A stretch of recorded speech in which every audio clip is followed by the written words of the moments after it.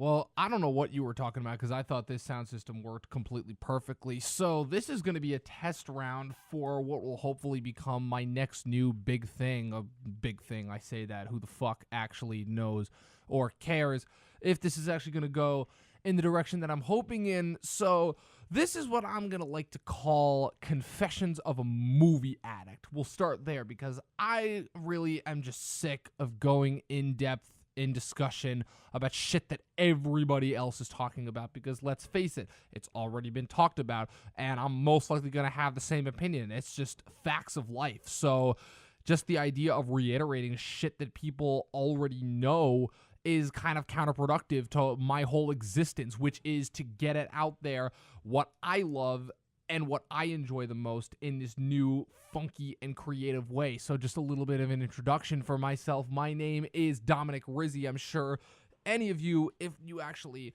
listen to this, will know me as the movie nerd. I've gone through a variety of different partners and changes. I've tried desperately to get my own stuff going with little to no backing, with my own very limited expertise, and that just hasn't been going on right now. So with how booked I am with everything going on with school and in my own personal life, I've decided to take a little bit of a step back from that for now and just kind of focus up, do something a little bit more relaxed, something a little bit less stressful towards me, something that can benefit me, still allow me to get out and talk about the things that I enjoy talking about without having to worry about the excess baggage that comes with dealing with things like a YouTube channel, like a podcast. Obviously, I'll still be writing a whole bunch because writing is my forte. That's my bread and butter.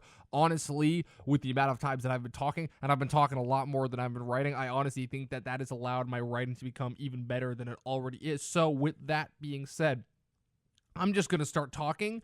And honestly, whatever just comes to my mind is what you guys are going to hear. It could be concentrated. It could be cool. It could not be. It could just sound like me rambling. But guess what? That's okay, because you know what? In the end, this title is Movie Nerd, which makes this property solely mine. And if anybody has a problem with it, come at me, bitch. All right. So with that being said, let's get started. So what movies did I watch recently? Well, I saw Red Sparrow with Jennifer Lawrence, and that was boring as shit. Then again, from the director of The Hunger Games, Catching Fire, Mockingjay, Parts 1 and 2, I really shouldn't have expected much. It really saddens and pains me to know that Jennifer Lawrence has basically, given up on trying to do good things, because there was a certain point, really not that long ago, where she was the biggest superstar in Hollywood, and in a lot of respects, she is still the biggest superstar that Hollywood has to deal with, and it really disappoints me because I've seen a lot from her that I really enjoy. I love Silver Linings Playbook. I absolutely adored her in that. I thought that was such an endearing and relatable performance, and I've also heard amazing things from her, from her work with Winter's Bone and American Hustle and some of the other things that she's done. I also want to try and, reach into some of the early roles that she's done in accordance, it's in the later 2000s, like when she was just starting out, but even before she did X-Men First Class, which a lot of people will actually, if you'll actually remember, was the first blockbuster that she did even before the first Hunger Games movie. And, the movie that she was in with Anton Yelchin and Felicity Jones, Like Crazy, or House at the End of the Street, or whichever was one, or that movie, The Beaver, that Jodie Foster directed, where she played Mel Gibson's daughter, I believe. A lot of crazy stuff. And then, of course, her other big O. Russell collaboration, which was American Hustle, which I know slit my goddamn throat, but I still have not seen that movie. That and a whole lot of other movies from the year of 2013. But Red Sparrow, yeah, really disappointed. Really was expecting a lot more from that than what I got.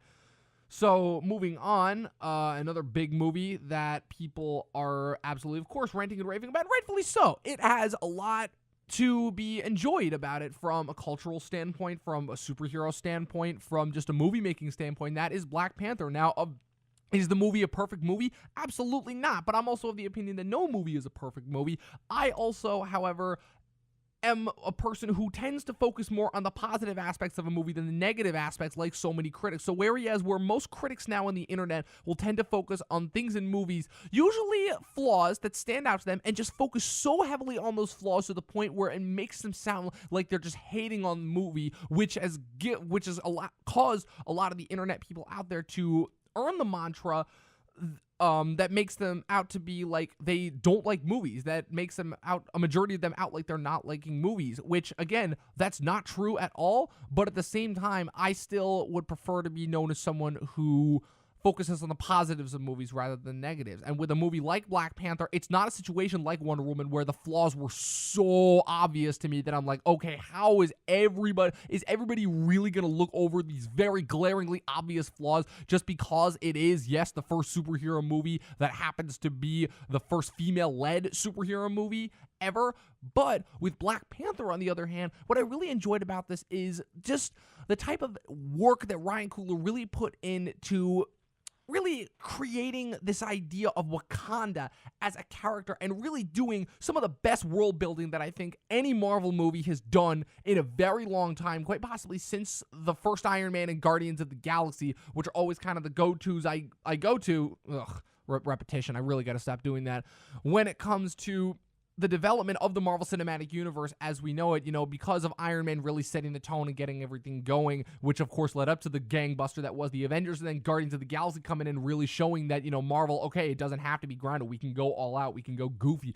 Black Panther, I really feel like, was the perfect collaboration between those these two worlds that Marvel has kind of been mixing and matching and going back and forth between over the last 10 years now, with, in one hand, it is very realistic and grounded with the real world implications, with it being the first superhero movie not just to feature a black lead, because yes, I did watch that honest trailer, and yes, I know Black Panther was not the first superhero movie to feature a black lead. It just happens that a majority of the movies that came out beforehand that featured black leads were absolute crap, but it is also the first movie to feature a primarily black cast, African-American cast. Like, there are only, like, keeping count, this is not a subjective fact, this is an objective fact, 2 credited white members of the cast, that being, of course, Martin Freeman's Everett K. Ross and Andy Serkis' Ulysses Klaue, and I say credited members, I'm not talking about Klaue's henchmen, and that really is, something to be talked about. But again, I'm not going to focus on what everybody else is talking about, because I really want to talk about the movie itself, which is where just Coogler is a guy who, if you talked to me before 2015, you told me about Ryan Coogler, I would have had no idea who this guy was. I still haven't seen Fruitvale Station, which I know is, again, another crime against humanity, because I've heard that movie is incredible, but I love the hell out of Creed. I love Rocky Balboa. I think that movie's incredibly underrated, but what Ryan Coogler was able to do with the Rocky franchise, infusing this new life into it that I didn't even know it was still capable of, and really managed to convince Stallone himself, who had sailed on that franchise, managing to make him come back to it, and doing as good a job as he did, continuing with B. Jordan, who is now his official golden boy, the way that DiCaprio is kind of now with Scorsese, and the way that Tom Hanks kind of used to be with Spielberg, and the way that Sam Jackson is with Quentin Tarantino. Ryan Coogler and Michael B. Jordan, they are the golden boys right there. And what they were able to do with Creed was really something special. And I was worried at first when they were going to do Black Panther, because I thought, okay, is Marvel going to kind of do what they've been doing with a lot of their directors that they've been getting now, where they just get either these low-rent TV directors or these super small indie directors, like, say, a John Watts, like, say, an Alan Taylor, like, say, a Shane Black, which everybody's talking about Shane Black now, but if you remember, before Iron Man 3, despite Shane's long history in Hollywood of the amazing screenplays that he contributed, like the first Lethal Weapon movies, like The Monster Squad, Shane Black had only had the one movie under his belt in terms of directing with Case Bang Bang at the time that Marvel picked him up. And I've gone on record to say that Iron Man 3 is not one of my favorite Marvel movies. I actually very, very much dislike that movie. Not nearly as much as I did at the time, because I dislike it now for different reasons than I disliked it when the movie was first released in 2013. But that is still not one of my favorite Marvel movies at all, because you get a guy like Shane Black, and I feel like a lot of his talents were either underutilized or they were utilized in a way that didn't benefit the cinematic universe. And I know I'm going to get a lot of flack from that, because a lot of people are, of course, because it's the new hip popular thing to do, so against the idea of Marvel furthering the story of Marvel first over the created visions of its directors, because, you know, it's like, oh, it's treating directors like TV directors. It's not utilizing their full potential. It's not really being creative. But the thing that people don't realize, and the reason why Marvel has been so successful at what they have been doing, is that they have really still done, and again, it's amazing to me how they've been doing this for 10 years now, and it is amazing to me the amount of studios that have tried and failed to copy them, or just tried and completely spun off in their own direction and really done their own thing, which is that they have effectively created a television series of films, all with different characters, all that can interrelate. They've honestly done it better than TV, because the Netflix is trying to copy them, except they can't even seem to accomplish what the movies were able to do, but simply for the fact of they don't have a unified vision the way that Kevin Feige does. Ike Perlmutter, I will officially say that him splitting off from Marvel was probably the best thing that could have ever happened to Marvel, because I effectively know that he was the one that was holding Kevin Feige back with a lot of those early Phase 2 decisions that really caused a lot of those bad movies, and I'm really, really happy. Again, sad for the TV department, because, again, it sadly is still looking like Daredevil is still going to be the only great series of a Marvel Netflix TV show that we get, because every single TV season that has followed that first season of Daredevil has had a lot of problems, and the problems have only been increasing. But back to the movie side, I really just, when you look at what Kevin Feige was able to generate and how many people he has influenced and how the idea of film has changed in Hollywood, a lot of it, unfortunately, for the worse. But the thing about Marvel is that I am always going to be a Marvel junkie, not for the reasons that I like comic book movies, even though I do, but more so just a respect for the mantra, because you really do have to admit that nobody else has been able to do what they have been able to do. Now, I've gotten way off track. Of course, like I said, there's going to be a lot of rambling here, but again, my podcast. So back to Black Panther. What I was worried about that Kevin Feige was going to do is I thought that he was going to kind of put Coogler more into the same camp of like a John Watts, where, okay, we're going to say that this is really your movie, but in reality, you're kind of just there to call the shots, and we're not actually going to let you really pull your creative muscles around here, unlike what I feel he did with the Russo brothers, or like he did with James Gunn, because when I look at standout directors within the Marvel Cinematic Universe, directors that really managed to, okay, this doesn't feel just like a Marvel movie, that really managed to launch their track, I think of 4 distinct ones. I think of Jon Favreau with that first Iron Man movie, because that Phase 1 of Marvel movies, that was when Marvel was very relatively new, and that was when Marvel really didn't have their foot in the ground in terms of what they were going to be as this universe. It was really just a series of films. The idea of an Avengers had been floated around. It had been talked about, but people never really saw it as this reality until 4 years after that first Iron Man, when the Avengers premiered. But that movie still to this day feels distinctly like Favreau's. The fact that that was only Favreau's 4th movie that he did, all the stuff that he had to fight with the studio, getting Downey Jr., and again, honestly, the only reason why it ended up going to him is because of the ridiculous demands that Tom Cruise tried to make that would not have fit in that movie at all when they were originally courting him to that movie. And after that, still, even still, all the Iron Man sequels and even some of the character stuff that we've seen in later movies have not been able to match up to the arc set by that first Iron Man. So that's one, Jon Favreau. The other 3, so Joss Whedon, obviously, with that first Avengers. A lot of that still I have to give credit, I can't speak, to Kevin Feige for, but what Joss Whedon was able to do, bringing all those guys together, having that be as creative character-wise with all these guys that we'd kind of seen before in their own solo movies, and bringing in Mark Ruffalo out of nowhere as the Hulk, having him be as good as he was. I really do have to give Joss a lot of credit, and I also have to give him a lot of credit for Age of Ultron, because I think a lot of the criticism he receives is unfair because of how much pressure he was under. I do still have problems with Age of Ultron. The Thor hot tub time machine sequence still kind of doesn't make sense to me, and that, of all the scenes that are put in there to set up for future movies, that is the one that really, to me, of all of the scenes, feels deliberately in there just to set up a future movie and doesn't really have a lot to do with the current plot, because I feel like there was in order to introduce the fact that Thor is going to be the one to create the Vision in the first place, I feel like there was a better way to do that. But again, Joss still had a ton of work to do what he was able to do with Age of Ultron. I don't have a problem with that movie the way that a lot of other people do. But then the other 2, which again, I feel like are the 2 reasons why Marvel has been able to continue as well as they are the Russos and James Gunn, because the Russos,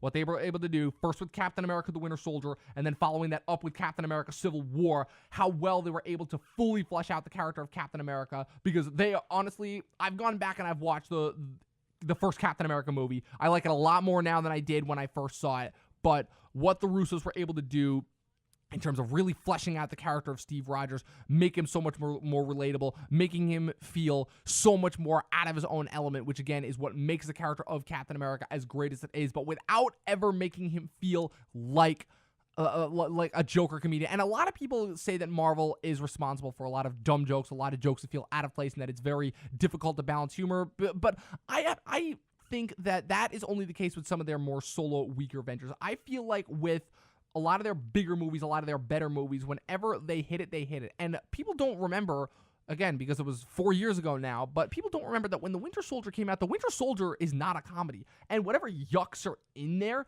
they really don't feel forced at all. They really just come off of the natural charisma that exists between Captain America and whoever he is going off of with again. And I wrote in a little spiel that I was writing, because I've really been getting into reviewing older movies now. Nothing long, nothing too strenuous or in-depth, just little spiels about my personal thoughts about movies. How in The Winter Soldier, despite the fact that Steve Rogers has his little team that he gets along with so well, of Black Widow, of the Falcon, of Nick Fury, just the fact Chris Evans is such a good actor, and he has this amazing chemistry with everybody that he is on the screen with. And it really is something that I really didn't even consider to be a thing until I saw Captain America: The Winter Soldier, because I had actually seen a decent amount of Chris Evans movies up to that point, or rather movies that he was in, because between the first couple Marvel movies that he was in as the character Captain America, the First Avenger, and the Avengers. But even before that, those god-awful Fantastic Four movies that came out in the late 2000s where he was the Human Torch, which again, I will continue to say, him and Michael Chiklis' The Thing are the two best parts about that movie.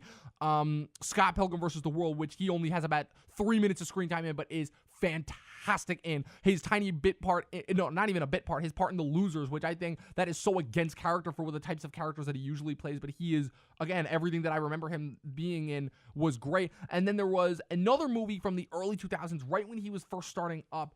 It's a little-known action movie called Cellular, in which he co-starred along with Kim Basinger, Jason Statham, and William H. Macy, in which the plot of that movie is that Kim Basinger plays this woman who is abducted by this group of people. She doesn't know who they are, that are led by Jason Statham, and they smash the phone in her room, and she manages to wire together these two wires within a phone, and it only gets her in touch with one person. That just happens to be Chris Evans, who is just this regular California skater dude, and he ends up spending the entire movie trying to help her, escape from her confines and trying to report whoever it is to the police. And I remember that movie being very engaging, surprisingly, and having a very interesting premise, and I remember him being extremely charismatic and extremely relatable. But Captain America: The Winter Soldier is what really showed me just the acting prowess that Chris Evans is capable of, in terms of keeping that role grounded of Captain America, while still, for a 35-year-old, managing to give us this idea of world weariness and experience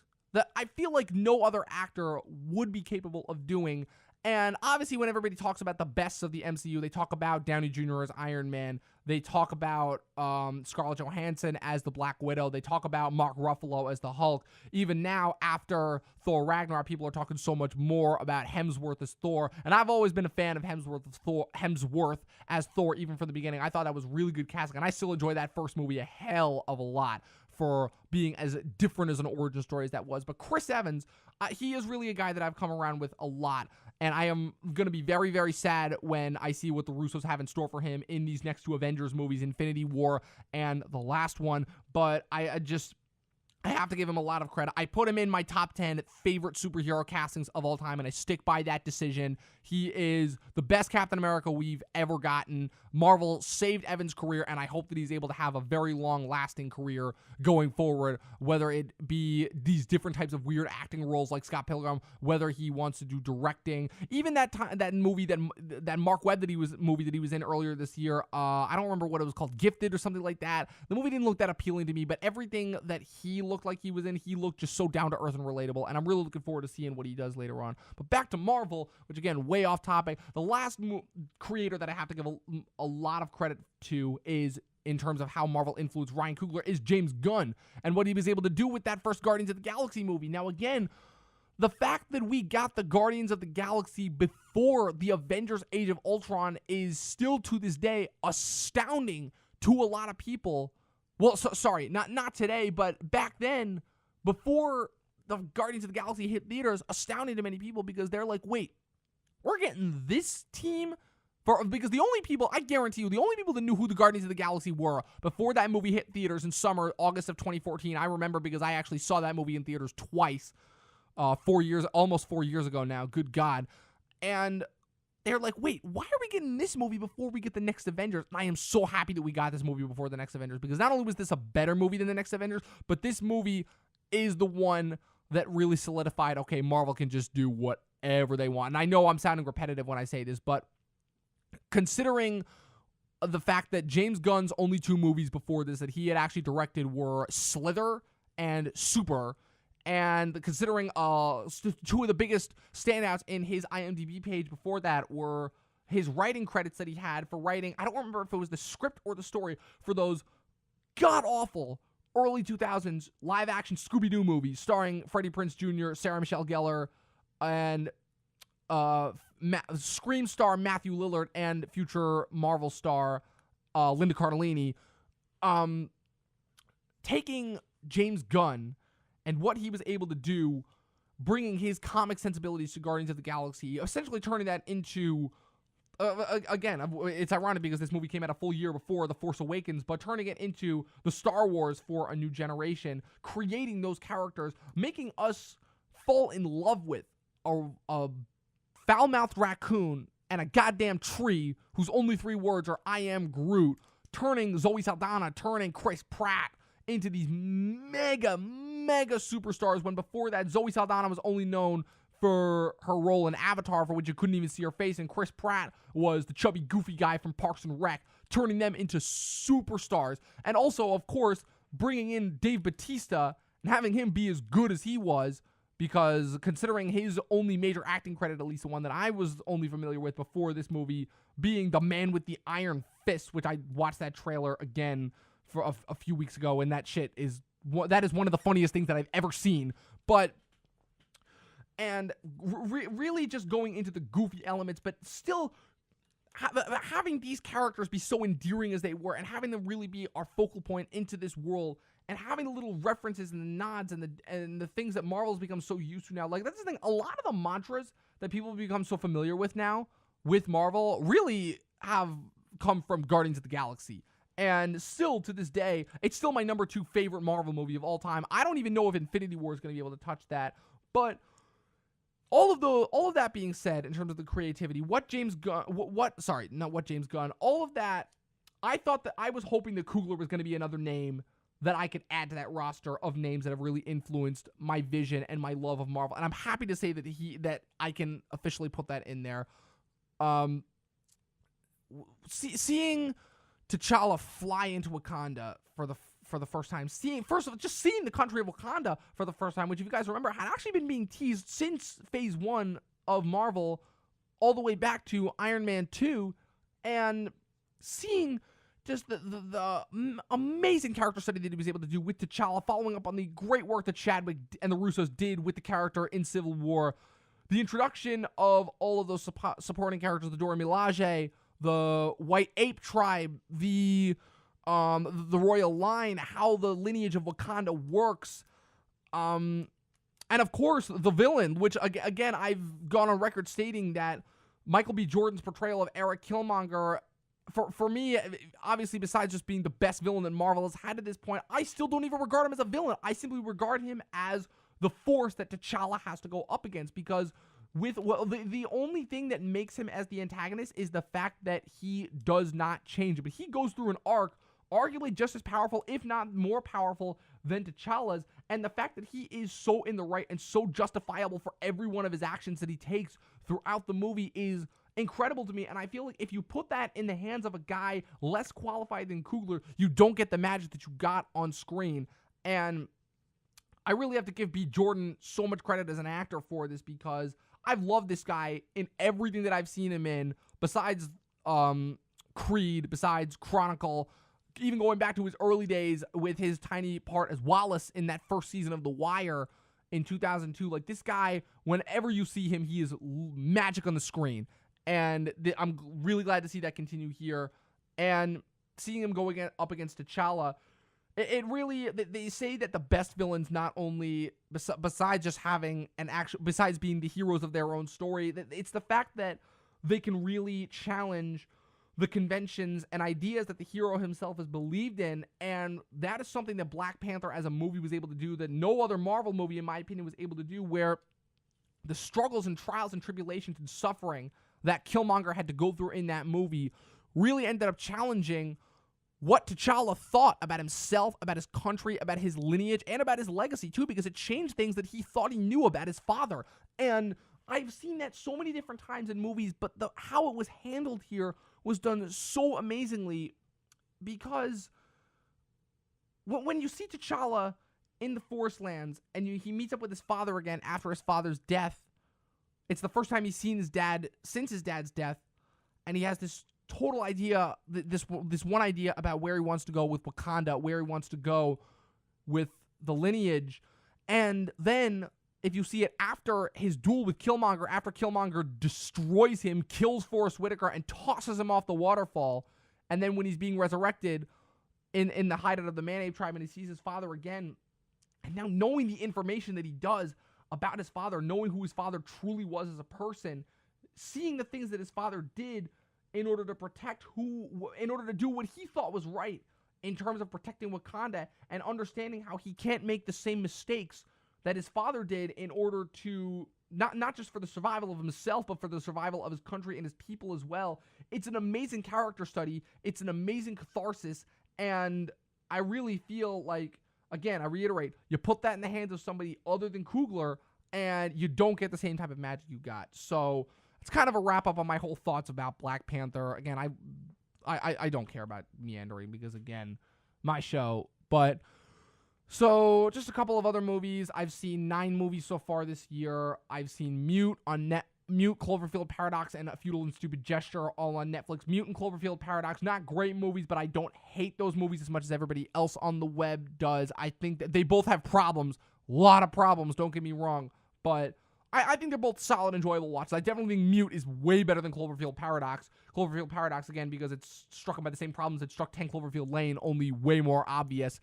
And then, besides those, you got Game Night, starring Rachel McAdams and Jason Bateman, directed by Jonathan Goldstein and John Francis Daley, the same directors as The Vacation movie, who also co-wrote the first Horrible Bosses movie.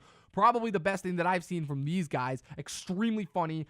Lots of unexpected twists and turns that I legitimately did not see coming, and a lot of unexpectedly great performances.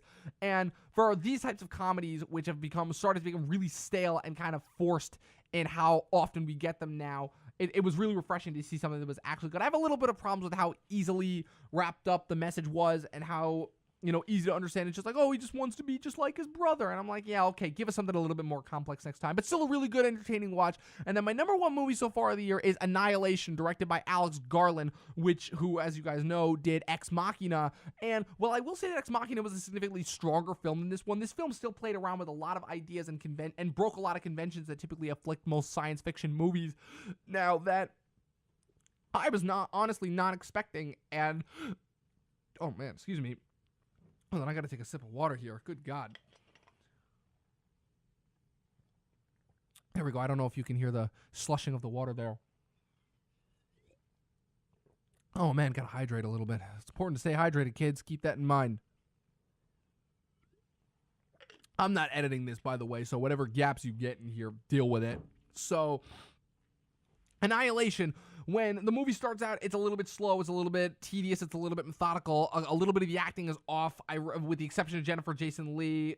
However, later on, though, sorry, I got ahead of myself there. The little bit of the characters don't really seem to be that interesting. They all seem to be very slow, very methodical, very, very one note. But once they get into the shimmer, and once they really begin to understand what it actually is afflicting, and then the way that movie ends, that movie probably has one of the best third acts I've seen in a while, in terms of it does what so many open-ended movies now try to do. It's a thing that I think 3 Billboards missed on with its ending, and missed a very, very good opportunity to have a really strong ending there, which is that it was able to leave, Annihilation, was able to leave you with a lot of questions about that world while still resolving the primary story. And that's the thing that a lot of people miss when it comes to these types of open-ended endings, is that just because something is open-ended and leaves you with questions doesn't mean that it can't resolve itself. And that's a thing that, again, I'm not criticizing him, but that's the thing I feel like Martin McDonagh made a big mistake on with how he ended Three Billboards, which is to try and give it this real-world connection, I guess is what you want to call it. He just decides to not end the movie and not give it a resolution at all. And not only does that generate a lot of the problems and criticism that people are having now with Three Billboards, but it also really, I think he misses a rare opportunity to give a sort of beautiful closure to the arcs that Frances McDormand and Sam Rockwell and all these different damaged and ultimately awful people were on in their respective journeys to, which is disappointing because the setup is all there. The setup is all there throughout all three acts of that movie. The setup is there for them to have this beautiful catharsis about the realization of just everything that they've been doing, all the horrible things that they've been doing, and just being so selfish and self-centered in their own ways and not really giving time to the other people of the town, and then to just end it and just officially show, nope, they are official. Rockwell and McDormand are now officially committed to their sociopath. It really is reinforcing these ideas, which, again, I don't necessarily believe in, but I can understand where other people are coming from, that, no, there is no lessons to be learned here. There is absolutely no sort of catharsis, which, again, if it's a look at real life, sure, but as a narrative for a film, again, this is not a film like The Florida Project, which is supposed to be a fly-on-the-wall mantra and just show these people in their daily lives like you're following them around like a documentary. This is a narrative film for the purposes of telling a specific story with characters. And I feel like that type of an ending, that type of a catharsis just doesn't do that sort of a story justice. And it's a thing that I think Alex Garland does beautifully with Annihilation. It's also a thing that I think Iñárritu did amazingly with the ending of Birdman, where that movie is one of the most open-ended things I've ever seen. But it's resolved the arc that Regan Thompson, played by Michael Keaton in that movie, goes through in terms of he gets everything that he wanted. He got the recognition finally outside of being this character. Now, did it go the way that he planned? No, because he was planning on killing himself. But whether unintentionally or not, he still got that resolution, and therefore his jump out the window, you truly feel like you've watched a character end his arc. Whether he lived, whether he flew off, who the fuck knows what happened once he jumped out that window. I still have no idea what Emma Stone was looking up at, but whatever the case may be, there still is a resolution there. And that's the thing that people have to understand about movies, is that movies don't necessarily need to have an ending to them, because I've seen a lot of great movies that have left things perfectly open-ended, but they need to have a sort of resolution. And that's a thing where if a movie is missing resolution, then ultimately that for me is a bigger detractor than any other flaw that a movie could possibly have, because it ultimately shows that the person was not thinking clearly when they had this story. It means that they had an ending in mind. It's the whole Sopranos effect, where even though people have gone back and forth and back and forth and back and forth about the Sopranos and how that show ended and what does it mean, the cut to black, is Tony alive, is Tony dead, did he get shot by the guy in the members only jacket, whatever, the point being that I am still of the opinion that whatever was going through David Chase's mind at the time, and I understand, I've seen interviews, I understand that David Chase is not a guy to wrap things up in a nice, neat little bow. He leaves things with questions. And I've seen him, and the problem is I've seen him do that amazingly in the show. Like the thing with the Russian. Even though that was open-ended at the end of season 3, I still thought he wrapped that up beautifully.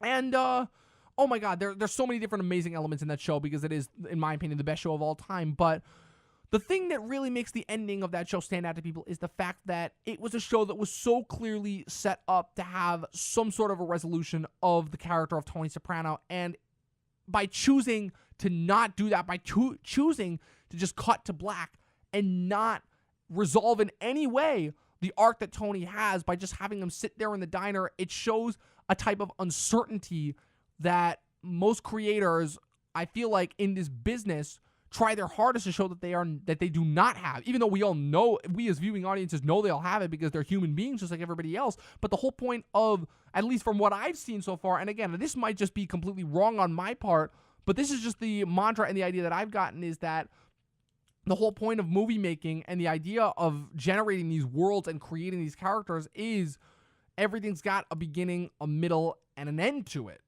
And by choosing not to forego one of those three main cruxes, you're ultimately going against the whole mantra of storytelling in general. So that's just kind of my whole piece on ending, and the difference between endings and resolutions, and why a resolution is so much more important than an ending, and how missing that can completely derail your story sometimes. I'm going on another sip of water there. Nice and refreshing.